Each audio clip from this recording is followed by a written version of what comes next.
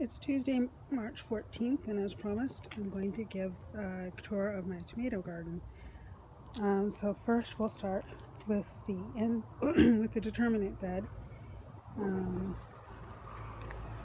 And some of these aren't labeled, so I'm not sure what they are, but we'll try to get through it. I think these two are taxi tomatoes. This one and this one. This is a silvery fir tomato. It's very unique looking.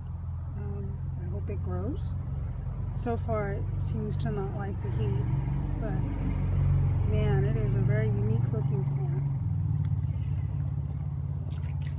Next to it is a Sprite, and these two are called Anahu. So this one and this one.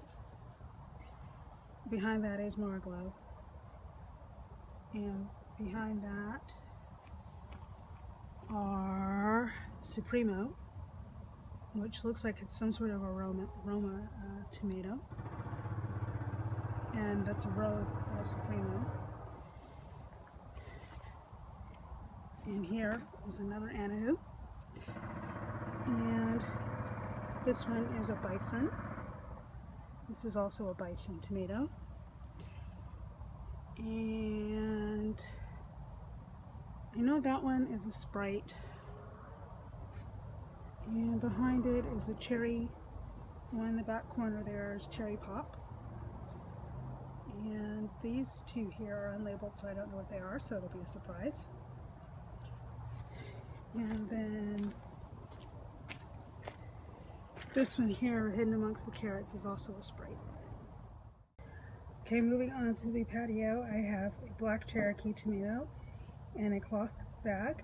This is one of the grow bags that I use. I believe that this is a 10-gallon grow bag. And then moving over to the side yard, I have some tomatoes in ground. This one is Lessa's Sweet Japanese. And in the ground next to it are some new plants, the speckled Roman. So there's 4 of those. And these were just put in the ground 2 or 3 days ago. So far they seem to be doing well. I believe this big fellow here is a Brandywine. And it's now perking up now that it's getting warmer. Lots of flowers on it. Hopefully those flowers will stick and we'll get some fruit.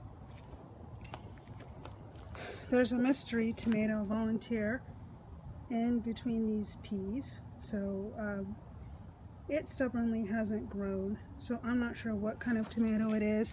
It could actually be one of the dwarf tomatoes I've grown in the past. I don't know. And over here is another black Cherokee. This one is just labeled Cherokee. And behind here are 2 San Marzanos. It looks like the ones back here have a bit of leaf burn on them from the sun. So, well, we'll see over the coming days whether that gets any better. Hopefully the plants will get used to it, otherwise we'll have to figure out some shading option back here. And over here, hidden under a lot of shade and peas, are my Patio Princess and I believe Power Pops tomatoes. These are all determinate. The Power Pops already have tomatoes on them. These are short season tomatoes, so they start fruiting and come to maturity about 45 days after transplant, and that's about where these plants are at. So these are planted at the end, transplanted I should say, at the end of January. Looks like they got a little rot going. Maybe I'll cut those leaves off later. And then there's a Patio Princess tucked up in here with this pea plant. This is a snap pea plant. and everybody appears to be living happily together, so I've decided just to leave them alone. If you look in there, there's also a pepper plant.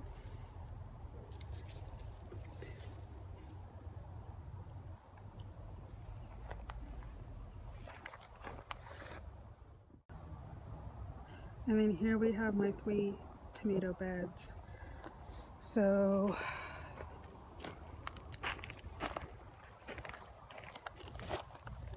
these are Gladiator tomatoes. So this is a new tomato for me this year. It looks like they're not handling the sun very well. Hopefully this sunflower and the beans will sprout soon and create some natural shade for them. Here is a Brandywine tomato, and so far the flowers haven't been sticking, but hopefully now that it's gotten quite a bit warmer, the flowers will stick and we'll get some fruit. And more Gladiator seedlings. And this is another Brandywine on the end. Over in the second bed, we have a tomato called Orange Banana. This is doing something unexpected. So we built this so we could have panels that go in between to contain the plants, but I grew them single stem method, or tried to at least. And what ended up happening is that the plants grew between the trellising up here, and we decided, well, that works, so we're just going to leave it be and let the plants take over up here, and if they want to hang and whatnot, and that's fine, as long as they're off the ground and not in a tangled mess down here, causing mold and powdery mildew problems. So this next one is one of the descendants of San Marzano that wasn't a San Marzano. It came out as some sort of dark plum, but I went ahead and planted the seed anyway, so this is a 3rd generation of what was supposed to be a San Marzano. And the same with this one too. And we're just going to let these all grow up and grow through the trellis and do whatever they want on top of the trellis. In between these are some Big Mama and some bush steak tomatoes. The bush steak are a determinate variety. They only grow about 2 feet tall, so they stay nice and small. And hopefully, and they need lots of shading, actually, is what we found out last year. So hopefully, as these indeterminate tomatoes grow and take over the trellising, they'll provide shade for the bush steak, so we can get some of those tasty tomatoes. The bush steak are really good for slicing and putting on sandwiches. I like to eat them with salt and pepper.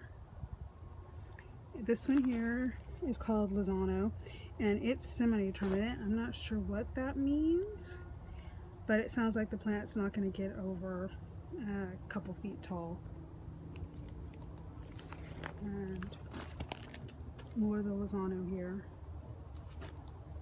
and here, and there's a bee. And then more of the Big Mama in here. And this is a Big Mama that was started at the end of last year. It doesn't look like these tomatoes are coming out full size, so I don't know whether that's due to the cold or because it's a weak plant, but hopefully things improve now that the weather's warming up and the days are getting longer. And lastly, in this tomato box, we have a 3rd generation planted from a Juliet. So Juliet is a hybrid. I liked the 2nd generation I got from the 1st generation Juliet. So the 2nd generation put out a round, I guess you would call it a salad tomato, and it was very good. So planted those seeds again, and we'll see what we get this time. So far I like the way this plant looks. It's nice and stocky. Next is a black cherry, and this one is also a black cherry. My experience last year with black cherries is that they start off slowly and then one day just get really big on you. And then this is a Sweet 100. I'm a little concerned that the leaf in the middle is yellow, so there's some kind of deficiency going on here. I'll have to figure out what to do. When I was growing the seed, it didn't seem like a very strong plant, so maybe I should plant a backup plant just in case this one doesn't do well. And then this last one is another one of the children of the San Marzano that didn't come out San Marzano, but rather this dark plum. So we'll see what comes out of here. There's a whole lot of flowers on each of these clusters. It'd be really nice if these actually turn into tomatoes, because I like to make some fresh tomato sauce soon.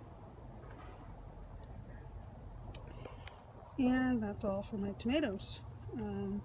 I'll be planting a second generation of determinate tomatoes probably in April, and those I started seeding now, so they'll be ready.